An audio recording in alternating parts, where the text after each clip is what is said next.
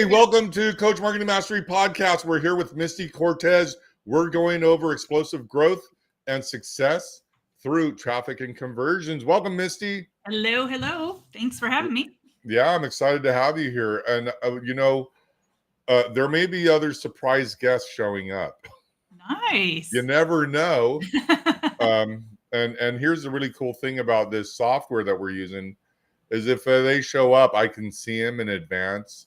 So I could just keep them in the waiting room, which, whatever.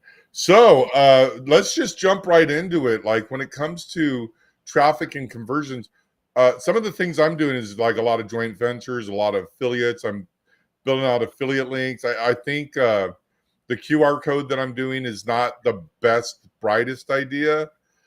But I think when it comes to targeting specific people that, you always see these videos on YouTube, like how to get high net worth individuals. And it's like, yeah, okay, you're going to run cold traffic to a list that you scraped and hopefully they'll set an appointment and then they got to show up and then I got to close them.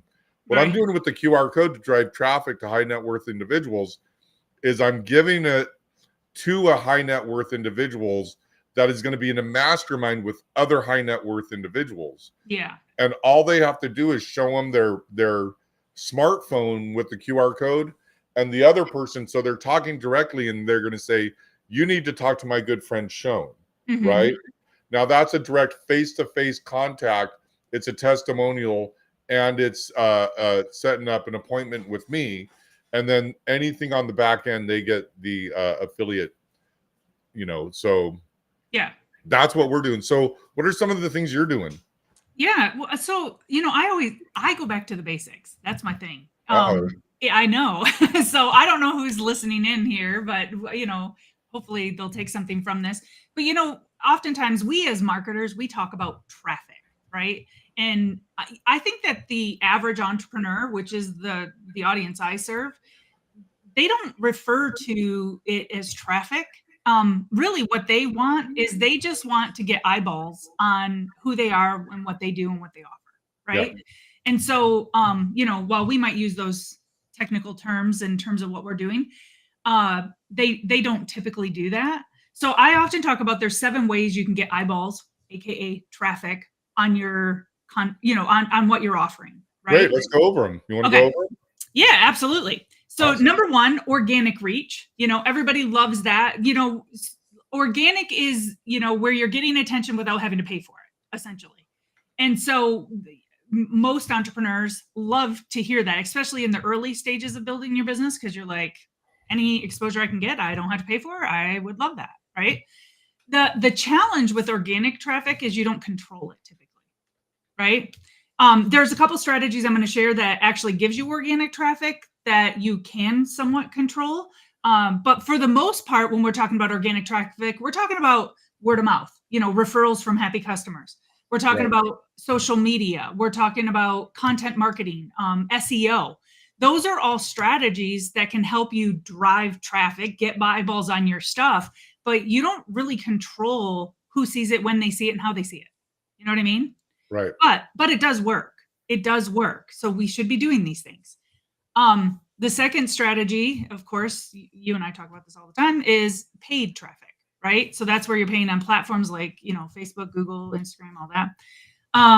And the great thing about paying traffic is you get what you pay for. Like you're going to, you get to pay who you put it in front of, how much they see it, who sees it, all that good stuff. So that's probably one of the most effective ways.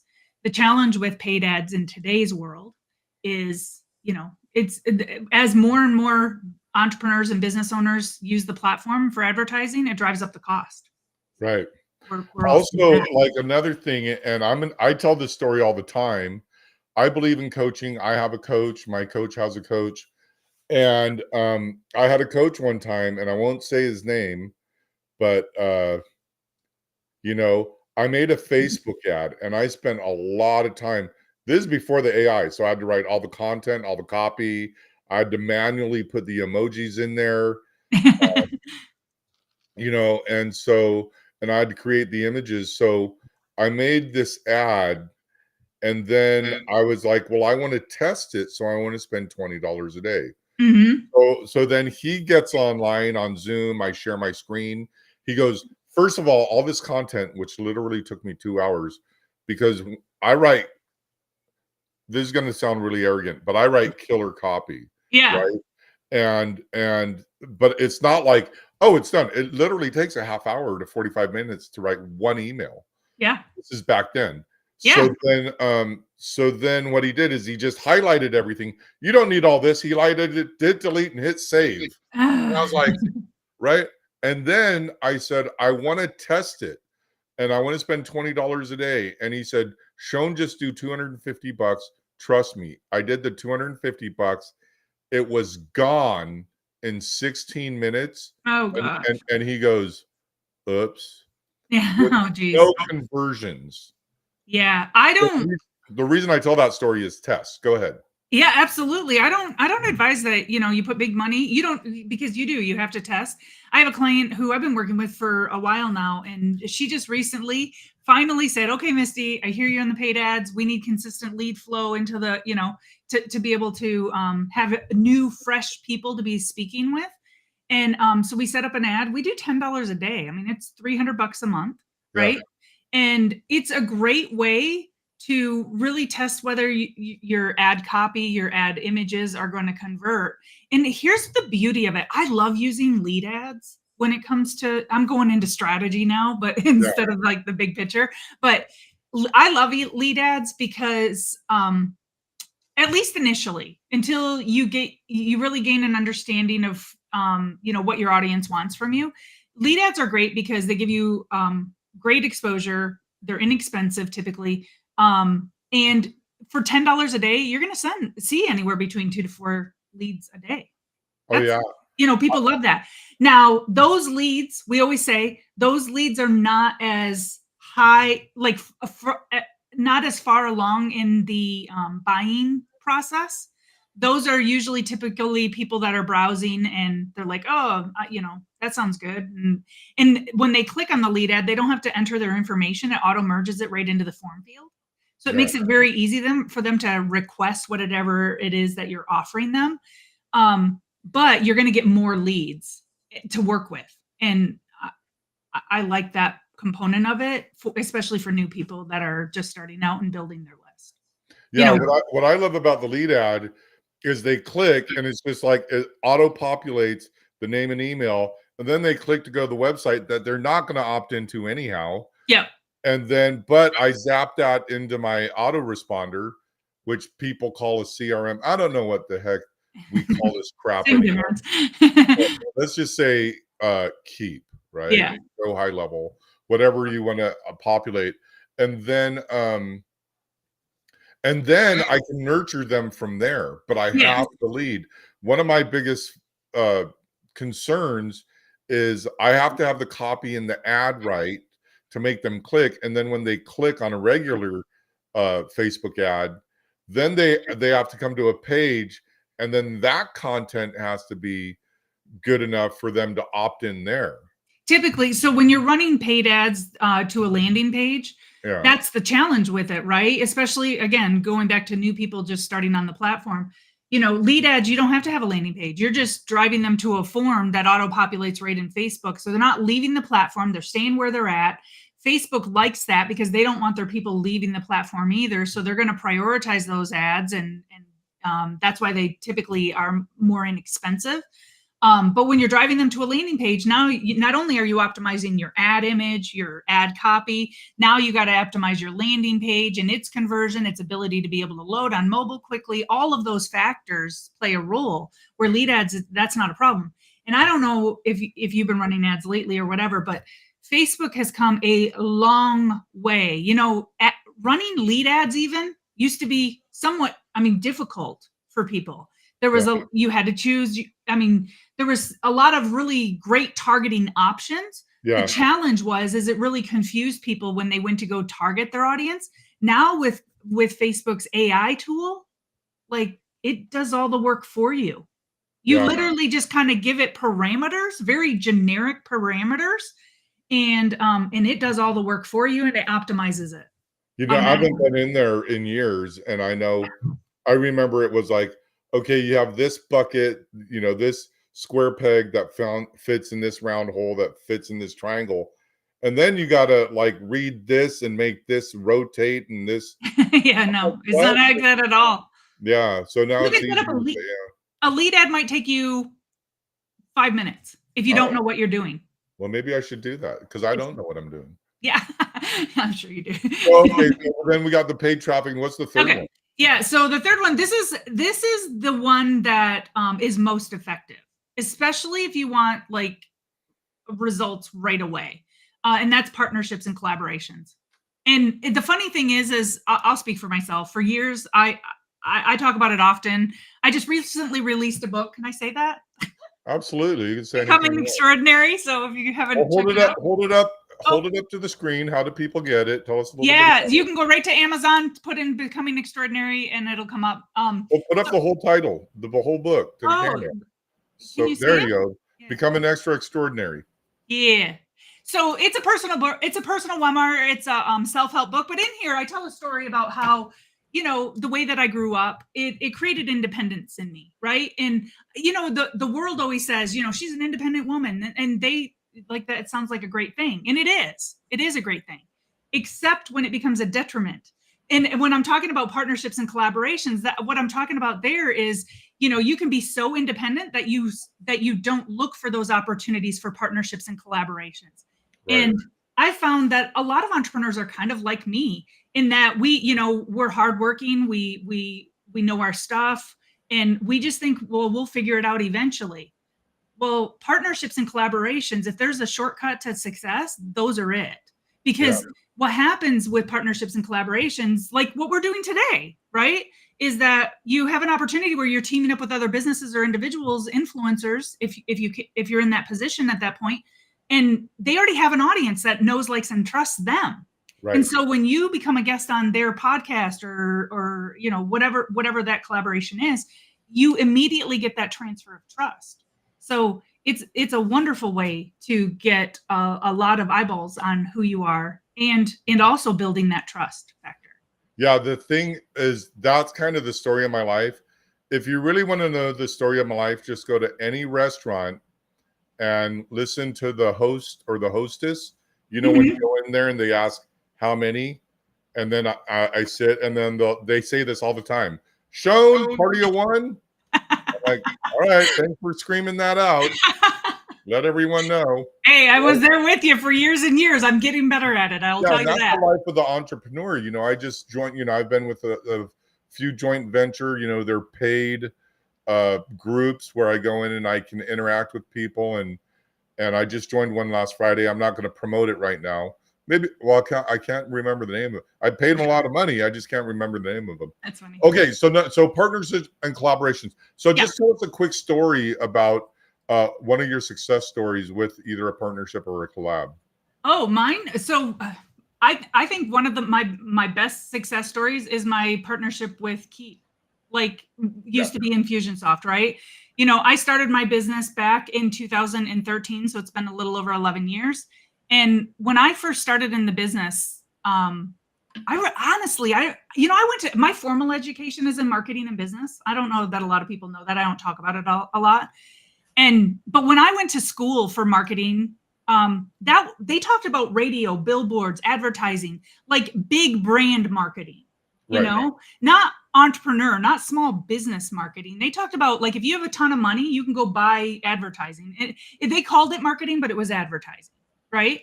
And so when I started my business, I didn't even know what a landing page was. Can you believe that? It's kind of crazy. You want to hear a funny story about that? What? So Frank Kern and John Reese. Mm-hmm. John Reese was the very first person to make $1 million in one day in 24 hours to himself through the internet, right? Yeah. So Frank Kern and John Reese went to Anthony Robbins, and they go to Anthony Robbins. They said, "Okay, so you want to put a web form on your web page," and Yep. Anthony Robbins went, "What's a web form?"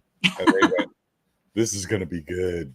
Right? Yeah, I Yep. won't forget that. That was a long time ago. Okay, great. So you So didn't know what a yeah, landing page, and but then Yeah, so I didn't know what a landing page was, and I got introduced to Keep. I was actually probably I say this all the time. I just had an interview with Keep last week. They were asking about product development stuff, and I was telling my story about how I became a client because they asked me, and I actually got an email from someone, I don't even know who now, and I looked at the very bottom in the footer of the email just to kind of see where it was coming from because I was like, I want to use a tool like this. They had like where you could click to schedule an appointment kind of thing.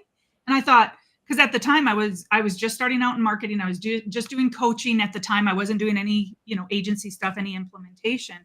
And I thought, man, I got 59 clients that I'm scheduling calls with. It is a nightmare to try to get everybody on my schedule and not have to have this email tag back and forth. I'd love to be able to automate my appointment scheduling. So I literally called Keep's home office like and said, hi, my name is Misty. Yeah. I'd like to talk to someone about your product. So I'm probably the only one that ever called Keep directly at the home office, and then come to find out they're 25 minutes away from where I live. So, Yeah. yeah. Nice. And then So you fast forward, so it's been several years, and now I'm a partner. I'm on, I help with product development. I've been, our coaches are preferred servicing partners. So when Keep sells their software, they send some of their clients over to our coaching team so that we can teach them how to use it effectively in their business. Like, right. yeah, that's a successful partnership. And I've had many over the years, but that one is really one that catapulted my business. Yeah, they do that. One of a quick story with me is I had never been in Keep or Infusionsoft. I'd never been in Keep before, and I Mm-hmm. had Green Rope, which was in beta at the time. And Craig Jacobson, I was going to his meetup, and they were having a test to become a partner. Remember Oh, when the nice. tests were 6 hours long? Yes. Okay. So so there's these two guys, Don Florio, and I can't remember the other guy. They had some kind of chat bot or something, or text SMS thing. Nice. So anyhow, I asked Craig, "Can I become under you?" It was called an ECC or Yep. ICC, Infusionsoft. Anyhow, you're underneath a partner. So I spent $500. They drove me for free out to Arizona, paid for my hotel, all my food. This Yep. other company, I didn't even know them, and I'd never been in Infusionsoft, and I'm taking a test that weekend. And I'm like, man, I totally failed it. And I thought for $500, I get free training, which I got. Hey, that was So, a and then deal. that boosted my career, and then we took off, and then we got all this information, and now I partner with other people. But Yeah, absolutely. I invested, I think it was either two or $3,000 to become a partner with Keep. I mean, it was in the early stages of that partnership community. yeah, And but I look back at my business now and I've made millions and millions of dollars through that partnership. oh yeah, And but probably even more rewarding is the relationships that I've established through it, and how much I've learned from those folks in the community, because that community is filled with so many smart oh individuals. yeah. It's Mind-blowing. just incredible. Yeah. Okay, so let's get Okay. on to number. What is it? Number 4. What am I on? Number four? Okay. So number four is direct outreach. you know, uh, Few people want to hear about this one, but Mm, it's still an effective way to get, to tell people about what you do. And that's, direct outreach is your emails, your DMs, and your networking, where you're out there in the public, putting yourself out there. I think that a lot of entrepreneurs are really comfortable with the networking aspect of it, but it's like the cold calls that they don't really want to do. Um, yeah, I don't want to go down a rabbit hole on all of these topics, but direct outreach is definitely an effective way. And I think another really, really effective way of getting eyeballs on your stuff is speaking engagements. And I yeah, think that there's a ton of people that are recognizing this more and more. In years past, speaking seemed to be almost only for the elite, the ones who really had their stuff together, kind of like there's like a handful of people that just were out there speaking and they were really good at it. But today, I mean, we can do things like we're doing right now, like a Facebook Live, a yeah. podcast. We can do, little mini workshops. We can do them virtually or in person. Like there's so many different ways that you can create these kinds. It kind of falls into the collaboration bucket. I put it as its own little tip because I think it's such a huge opportunity. Um, yeah. So Yeah, the whole thing with direct outreach is that is the main thing, and I tell people that hire me as a consultant or a coach or whatever, and I tell them, "You have to get on the phone." And I just tell them, "Go through your sphere of influence. Call all your friends and tell them you're starting a new business." yes, They're like, "Well, wait a minute. What are you asking me to do?" And I'm saying, "I'm asking you to get to talk to people."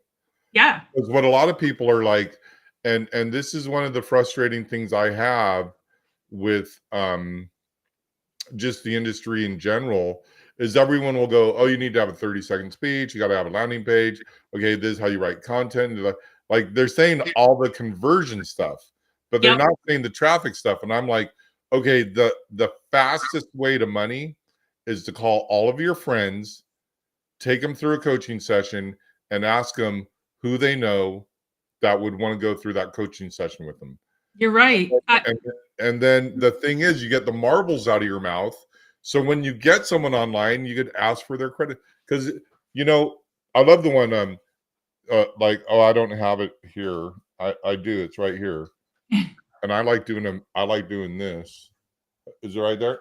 Oh, Yeah, anyhow, it's a magic trick. yeah, But I like telling people with okay, what's your credit card number? That's the hardest question to ask when you're new. yes, And absolutely. and if you ask someone that knows, trusts, and loves you and adores you, and you're telling them, "Hey, I'm just gonna do this pitch," once you get the marbles out of your mouth, then it's easier and easier. And I just made, like, a bunch of money in 1 hour, and I was like, "Really?" I remember saying it, and you could not see it or hear it in my voice, but everything within me was going, "This guy's gonna walk away."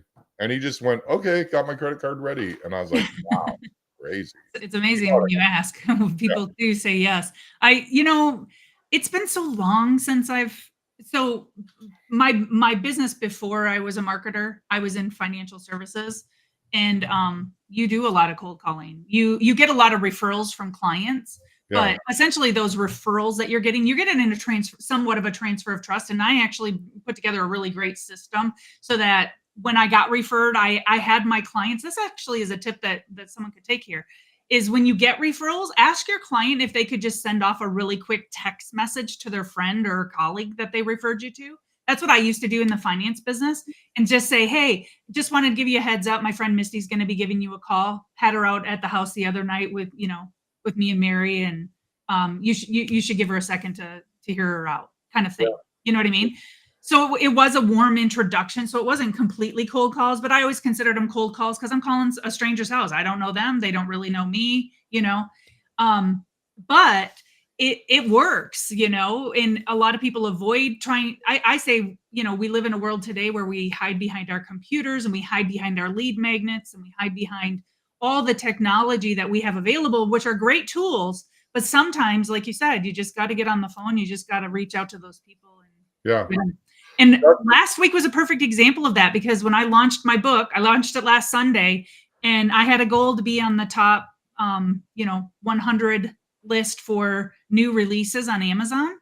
And I'll be honest, I was really thinking there's no way I'm going to hit it. Like it's just not. There's too many books being released nowadays. It's just too much competition. It's all this stuff. But I did exactly that. I did cold outreach. I did Facebook messages. I did text messages. I was calling people. I mean, all last week it was like crazy town. That's all I was doing was messaging everybody I freaking had their number to or name to. Went through my social media posts and did, a messenger messages to them. And within 48 hours, we were number 3 on top Awesome. 100. That Yeah. is great. And I'm going to probably rip that part out and make it a little short because people need to know. And I have this. A lot of people don't know what this is. Mhm. And I have like 7 phone numbers and a couple mobile phones. That's But actually, wait a minute, that's hooked to a cord? yeah, it's plugged into the wall Wow. through the internet. But the reason I use that is because people can't text me or call me and I can't, it's all that spam and everything. Sure. So when they call this, it forwards over to another phone. Yep. And another thing, and I'll just tell you guys, is if I have 2 mobile phones, but if I use my mobile phone, then I'm going to have 100 in my history. Yep. So then a friend will go, well, I called you, and I'll go like, you know. Okay, so then that's direct outreach. And I Yeah. think that's really one of the, I don't like working with people that won't pick up the phone. I'm just going to be honest. And I know there's people that are my clients watching this that aren't picking up the phone, but pick up the phone. Okay. So what's the fifth one? Direct Well, outreach. I gotta say one more thing about picking up the phone too. I breezed past it, and here we are rewinding it, right? Yeah. You know, but when it comes, here's the thing. I think Gary Vee says it all the time. He's like, go where other people aren't going, right? Because that's where you have less competition, and there is less competition in people making direct phone calls nowadays. Yeah. That's just a reality. So, while we may not 100% enjoy it or look forward to it, it's effective because no one else is doing it. Oh yeah. You know, I so love yeah. the phone. I had so I used to make phone calls for an insurance company and set appointments for the agents. Yep. And they'd bring in other, there is called appointment center. Yes. And I'd have a new appointment center would come in and they'd go, that's Shown. Listen to what Shown says. Don't say what Shown says, right? Mm. Because I called this lady one time and I said, hey, is John Smith there? And she goes, which one, senior or junior? And I go, the one that's a lawyer. And she goes, oh, that would be my husband. And I went, oh, that's what's wrong with you. And then it just went quiet. And Oh then she no. started cracking up. And she goes, let me get him on the phone, right? So there's these little things that could have went sideways, but there's Sure. little things to break through the gatekeeper or whatever. But that's for another story. So number 5. Yep, is speaking engagements. So, Yep. like I was saying, there's so many different ways, and like it can fall into the collaboration and partnership bucket as well, obviously. But you can host your own. I just did a training 2 weeks ago inside my membership, and I talked about the power of virtual events. And you see big name people like Tony Robbins, right? He has a virtual event he does every single year, and he has these really big name speakers. But even if you're new in business and you're starting to build your list and you're trying to get some awareness and just get some eyeballs on who you are and your expertise, you can invite 2 3 4 of your colleagues to come on a virtual event that you host. So just by hosting a virtual event, you get credibility, right? Because you're the one hosting it. But then also you're having speakers come on there, and they have an ability to be able to share their expertise. So it's all the responsibility of delivering value doesn't rely solely on you as the host. But here's the beauty of virtual events is that if you have 3 people who all have a list of 500 people, right? That's 1,500 people that you have the potential that could sign up for your virtual event because Yep. everybody is working together to try to promote that event. So it's a wonderful way to collaborate. But the speaking engagement also builds instant trust and credibility because you get an opportunity to deliver value, and all your speakers do too. And I know this was the perfect plug-in for you, wasn't it? Because Oh yeah. The because we're automated doing this marketing next summit. week. The automated marketing summit is our next virtual event where Misty will be speaking on Friday, September 27th from noon to 2 p.m. And then we have an after party after that. So go to automatedmarketingsummit.com and it's a free event. And here's the thing, and I wanted to bring this up because we were talking about lead ads and then having a Facebook ad go into a landing page and then it doesn't convert. Misty's going to be talking about the new ninja way that no one's doing on how to capture that lead. We're not going to reveal it. You have to go there to learn about it. So put that plug in there. I'm all about events. That's going to be my main thing right now. Also, when it comes to speaking, well, here I wanted to give you a little pro tip because you live out here. So Mhm. Dean Graciosi lives in Phoenix or Yes. Scottsdale, one of the two. So he always has these little events around here. Well, his event, guess who comes to his events? Oh, Coaches, speakers, entrepreneurs. nice. Yes, Awesome. yes, yes. So they just met in Chandler last month, And so he puts out all these Facebook ads. He drives all this traffic to, it was downtown Chandler. I forgot the name of the place, ABC Hotel. What's that Facebook ad where you direct all of the ad to just an address? I'm not sure. I don't think I've ever really done that. You can run a Facebook ad. So if there's a convention at the LA Mm. Convention Center, it will Oh. only go to the people in the convention center. Oh, I got you. So like a geo-targeting ad. Geo-targeting. That's it. Yeah, yeah, yeah. So, but and I think it's called something else, but it's geo-targeting. And the thing is, next time he has an event, I shouldn't even say that. I'm going to. Next time he has an event, that's our avatar. So we could target that hotel. So Yeah. every time they're on their board and they go on their phone, the ad will show up. Come to the automated marketing summit or one of the other things we do. I think we have Coach Marketing Masterclass, but that's a paid event now. Yeah. I don't do it stuff for free anymore.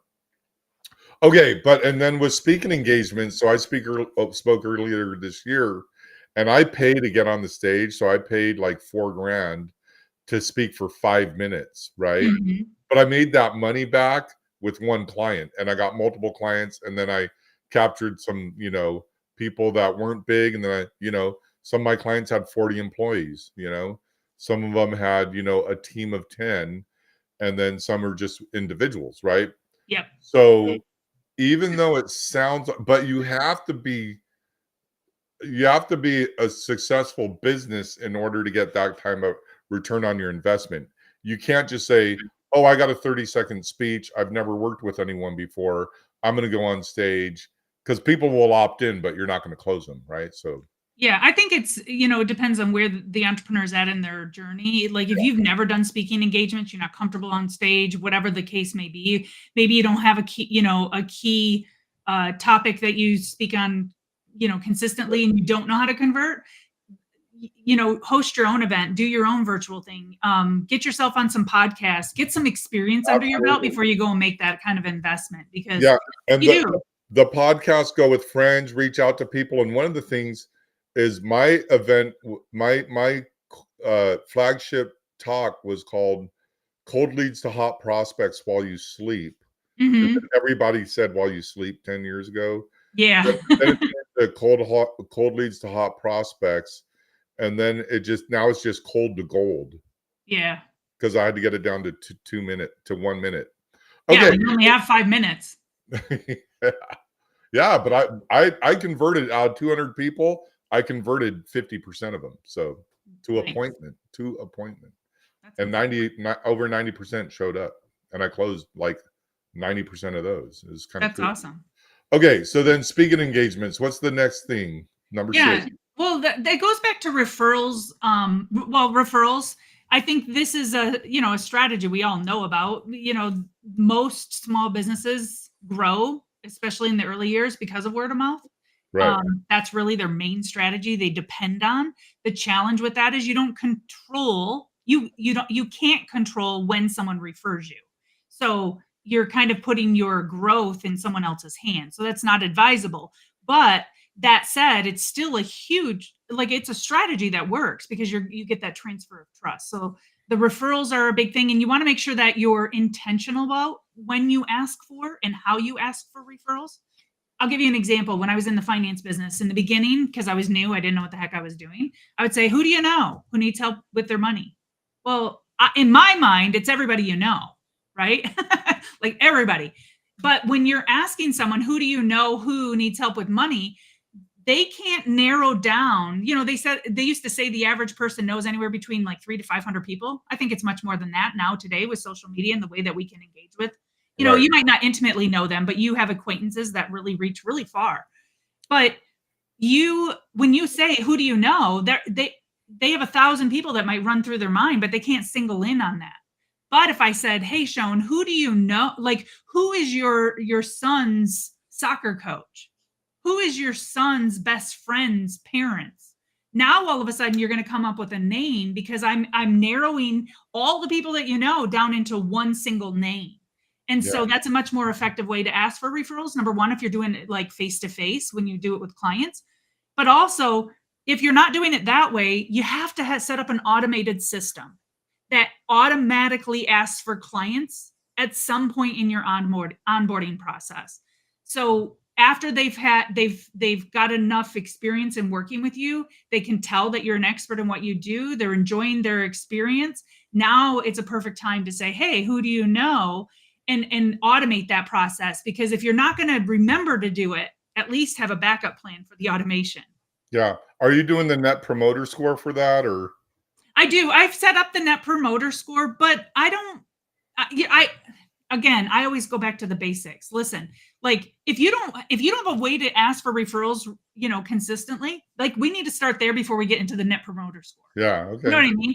Most people don't even have automatic ways to ask for referrals or a system to do it or anything like that. So we need to get that done first. Yeah. And I always say, and I heard this from someone else, if you don't ASK, you don't GET. Yes, that's true. And I Very don't know true. how many times that I'm waiting there for someone to ask and they just don't. Yep. I'm like, you know, Yes. so referrals are sometimes they're good, sometimes they're bad, and then there's always that person, oh, if you work with me and you lower your price 75%, I'll refer you to all my friends. And then they're just the worst. And you're like, I'll, oh, I'll yeah. be honest. I don't know. Maybe it's the way I present in my sales process, but I can count on one hand how many times someone's asked me to reduce my pricing Yeah. in 11 years and thousands of calls. I've never had anyone really to ask me to. Well, I've had people say I can't afford it, and then I reduce the price until I find it's just because I'm testing. Like, can I sell this? Yeah. Like, See, this goes back to my old school of selling life insurance. I was like, the way that I sold was the triplicate of choice. It was like better, worse, at a minimum, stay the same. This goes back to Tom Hopkins, like old school yeah. selling, right? Well, insurance you can't change it because it's you Well, got. you can, because you're like, but that's the way I've always sold when it came to my services too. I was like, so an example of life insurance, better is like your wife doesn't have to work. It's always the guy that dies, by the way. Right. Ladies never die. Okay. Do you But, know? Do you know why the guy dies first? yeah, because I was presenting it. No, but in real life, do you know why guys die? No, I don't. Because we want to. Oh, okay. I'll give you that. I'll give you that. No. All right. All right. So when I would be presenting the life insurance options, though, I would say, a better scenario is your wife doesn't have to work. She can stay home and raise your kids. Your kids are going to go to college. They're never going to have to worry about anything. That's a better life than that, that you've left behind. At a minimum, stay the same means your wife's still going to have to work. She's a single parent. She's going to have to figure out how to send the kids to college on her own, and she's going to have to raise these boys while she's working a full-time job. See, that's stay the same. Right. That's life for most people. And then worse is like you basically only cover your funeral, and your wife's got to figure the rest of life out by herself. And no one ever, ever, ever, never chooses worse. Never, because Right. they once you paint the picture of what that looks like for them, they're like, I'm not a horrible human being. I brought these children into this earth. I'm going to take care of them if I die. Right. Most often than not, they choose the better plan because they want to leave them a better life if they Right. die. You know what I mean? But the same goes true when you're presenting in your own business, when you're presenting solutions. So I presented my solutions the same way. So I always gave them an option, better, worse, at a minimum, stay the same. And so now, number one, they're choosing to buy rather than me selling. And number Right. two, they get to choose how much help and assistance they get from me. So the solution is there, but I never reduce my costs. I had one guy said to me once, he said, I can hire a guy on Fiverr to do it for a fraction of the cost. And I said, then you should. Yeah. And then he comes back and he says, well, that's not a very good sales pitch. And I said, well, here's the way I look at it. You already know the challenges of hiring someone on Fiverr, from another country. You're going to have problems with the time frames, conversing with them effectively, getting the project done. They're juggling multiple projects at the same time. Like I listed all the things. But over here, I'm dedicating my team to you. Like you're getting an expert copywriter. We're all in America. Like those are value points, right? So if you're going for cheap, then that's the way you go, and that is an option there. And sometimes that makes sense for your budget, but if that's your budget, that's not what I deliver. Yeah. Yeah. And we always have the middle one where, they're always going to buy them the Big Mac with the medium fries and the medium drink. So I always kind of do that mid thing. When I was doing what I just did earlier this year, like I was just trying. I didn't even know what I was going to sell. I was like, I just generated 100 leads.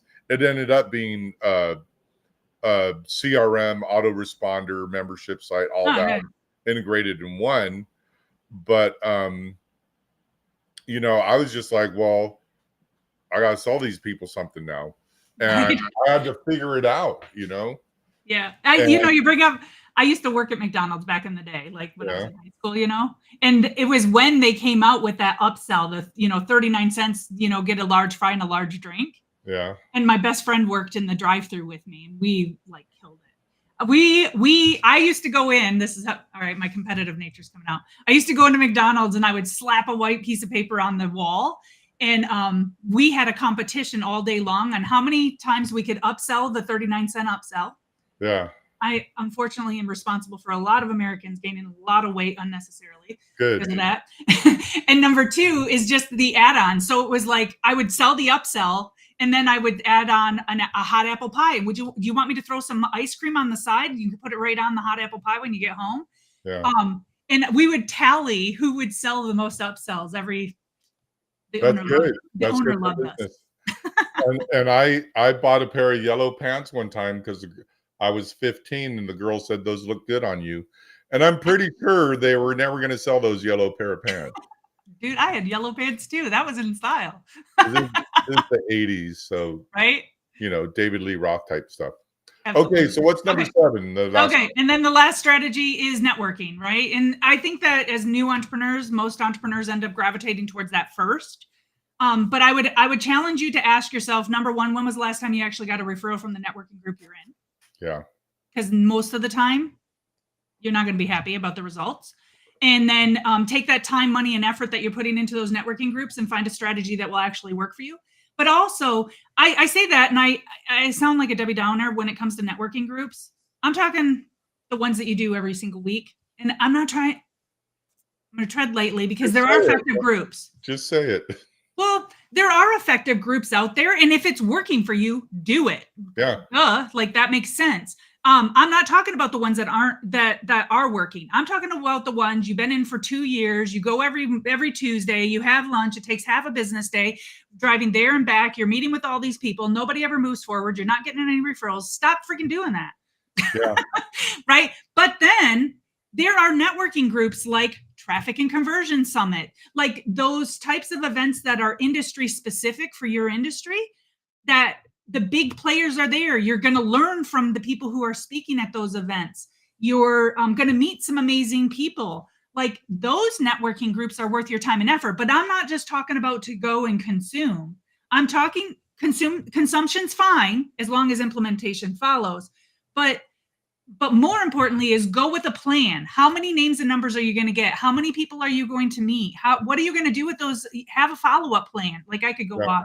That could be a topic in itself, Oh yeah. Well, we could do right? that again. We could do this again because we do this every Monday at 9:00. We Yeah. got to wrap it up. But one of Okay. the things is with the networking groups and like the trafficking conversions, I went because I worked with treatment centers. I went to an event one time and I just talked to all the people at the booths and I walked away with 4 clients Nice. because Yeah. I just was like, "What do you guys do? What are your challenges?" Well, we're like, "How many leads are you getting from this booth?" Oh, well, we've got. Well, have you done this before? Yeah, every time we do it, well, would you like to get more or follow up with them? Yes. And then I was like, I'm the follow up guy. And then And at that, yeah. traffic and conversions, what they do, and I got a couple pro tips for traffic and conversions. I actually have my badge right here. And this is 2018. I'll show it really quick and then I'll take it away because Nice. I'm waving at people. I can see there's some people that are saying, "Hey, friends, hello. Hey, Joni, how are you?" Amanda, hello. sweet. And so one of the things at traffic and conversions, they're like, get the VIP or the after party, which are nice. I've been to their after parties. Mm-hmm. One time someone dropped a little VIP clip. I found it on the ground. Oh, I put it on my got yourself a lapel. free pass. I put it Nice. on my lapel and got in. But the thing is a lot of times everyone's going into these rooms like 1,000 people in there, and they literally walk out grabbing their head, and I'll go, hey, how are you doing? They're like, too much information. And I'm like, well, maybe you should be networking, right? Yes. Because all that information is not going to make you anything Yep. when you got too much information. So when you go to those, you want to target, you want to make a map to, I want to listen to this person, and this person, and I want to network here, here, and here. And some of the best relationships I made are in the line at the Starbucks, just waiting for a cup of coffee. Absolutely. When I first moved to Arizona, so it's been 14 years now. It's crazy how time flies. When I came out here, we literally slept on air mattresses for the first year. Like when I say we were broke, that's the level of brokenness we were, right? The only furniture we had in the house was a TV in the living room that sat on the floor, and all of the kids had their own air mattress, like from Target for $25. So when I moved out here, I was restarting my business, not in marketing. I was in finance at the time. I hadn't transitioned yet. And I was like, I don't have money. I don't have a ton of money, so I can go out there and do traditional marketing. So I've got to get scrappy. And one of the things I did networking meetings. But the way that I did it is I literally went to the groups, seen who were members, stalked their Facebook and social media profiles and their websites. So when I went into the networking group, I had a list of 4 or 5 people that I was going to meet when I was there. So I would walk up and I would say, hey, Sean, my name's Misty. I actually just moved to the state, brand new here. I came to this meeting to meet you. Yeah. But that could apply today. If you're going to traffic and like if you're going to a big event in your industry and you want to meet someone, scout out who might be there and walk up to them. There is no better compliment to say, Sean, I came here today because I wanted to meet you. All of a sudden, Sean's like, who is this girl? I want to know more about her. And like it's a no-brainer, right? And so I build instant connection, and then I kind of guide our conversation from there. It's even weirder when someone says that to you, and you're like, you can't. Why do you want to know me? Like, it's a compliment. It's a it is compliment. a total compliment, and you receive it with grace and honor. But when I first started getting like this fan base, I remember my very first fan a long time ago, 15 years ago. I was this is weird, but I was in the locker room at a gym, and I'm just talking to some guy. We're like, we just got done working out. We're going to go back to work. And the guy's like, hey, breaks the ice. We're talking.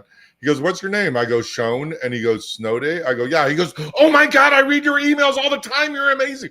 And I was like, whoa, dude, like, because it never happened before. Right. I'd never had a fan. And it kind of was, it freaked me out, but then it was cool at the beginning. So here's a little pro tip before we go. When you go to an event and you have your lanyard on and you're going to get your picture taken with Anthony Robbins or with, Oprah Winfrey or someone famous, before you get your picture taken, take your lanyard off. This is, I'm attending the event. Got it. This is, I like it. I'm a speaker at the event. Yeah. That's awesome. All right. So, hey, we're doing this every Monday at 9:00 a.m. So we love for everyone to show up. Misty is going to be speaking at automatedmarketingsummit.com Friday, September 27th from 12 to 2 p.m. So you want to tell us a little bit about what you're going to be talking about before we end this show? Yeah, I'm going to be talking about. I added a fourth point. I'm going to be talking about next week. Good. But creating a frictionless lead generation system, which essentially there's 4 key changes we need to make. I think if you've been in the marketing world or you've been an entrepreneur, because I consider entrepreneurs marketers, like they're one of the same. If you've been in this world for a while and you've been trying to generate leads to grow your business, things have changed. Nobody's really talking about it. And I think the reason why they're not talking about it is because they don't have a game plan on how to fix the problem yet. I have a game plan. I'm going to give you the game plan. I'm going to tell you what we've been doing, what we've been seeing, what we've been testing. And then, so that you can start actually generating leads on a consistent basis again. And 4 key changes that you're going to need to make to start seeing results. And they're all secret so you got to show up. They are secret.